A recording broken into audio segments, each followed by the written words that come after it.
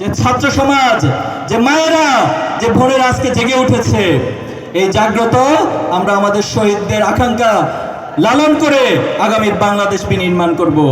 আজকে আমাদের নুরুল ইসলাম বুলবুল ভাই, ওনার পরিচয় আমার আগের বক্তারা সবাই দিয়েছেন। আমাদের সাবেক কেন্দ্রীয় শহীদ মাসুদ ভাই বলেছেন কতটা নির্মম নির্যাতনের শিকার তিনি হয়েছেন। একজন জীবন্ত শহীদ হিসেবে তিনি ইসলামী আন্দোলনের জন্য ভূমিকা রেখে যাচ্ছেন।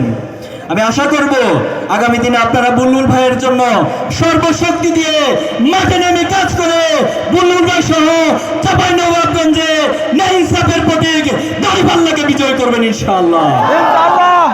বাংলাদেশের 18 কোটি মানুষ আপনাদের সাথে থাকবে।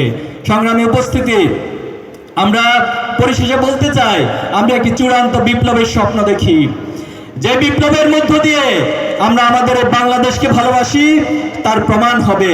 আমরা আমাদের এই বাংলাদেশকে ক্ষুধামুক্ত, দারিদ্র্যমুক্ত, বেকারত্ব মুক্ত একটি যুব সমাজ গঠন করে এই বাংলাদেশকে গড়তে চাই। এই বাংলাদেশে কোনো বৈষম্য থাকবে না। এই বাংলাদেশের চাকরির জন্য কোনো নেতার পিছনে যুবকদেরকে, বেকারদেরকে ঘুরতে হবে না, বরং প্রত্যেক যুবকের কাছে, প্রত্যেক যোগ্য ব্যক্তির কাছে যারা নেতা থাকবেন তারা তাদের দায়িত্ব, তাদের কর্তব্য পালন করবেন, তাদের কাছে তাদের হকগুলোকে পৌঁছে দিবেন। ন্যায় বিচারের জন্য আপনাদেরকে আদালতে আদালত ঘুরতে হবে না, কোনো বিচারক, কোনো আইনজীবীর পিছনে আপনাকে ঘুরতে হবে না, বরং ন্যায় বিচার এসে আপনার দরজায় এসে ন্যায় বিচার প্রতিষ্ঠিত হবে। আমরা এমন একটি বাংলাদেশের স্বপ্ন দেখছি, সেই বাংলাদেশ গড়ার পথে এই চাঁপাইনবাবগঞ্জ থেকে সে জোর শুরু হবে ইনশাআল্লাহ। সে প্রত্যাশা ব্যক্ত করে আল্লাহর কাছে সাহায্য চেয়ে, আল্লাহ মহান আল্লাহ আমাদেরকে সাহায্য করুক।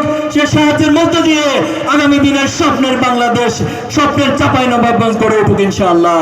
নাসরুম মিনাল্লাহি ওয়া ফাতহুন করিব ওয়া বাশশিরিল মুমিনিন। আসসালামু আলাইকুম ওয়া রাহমাতুল্লাহ।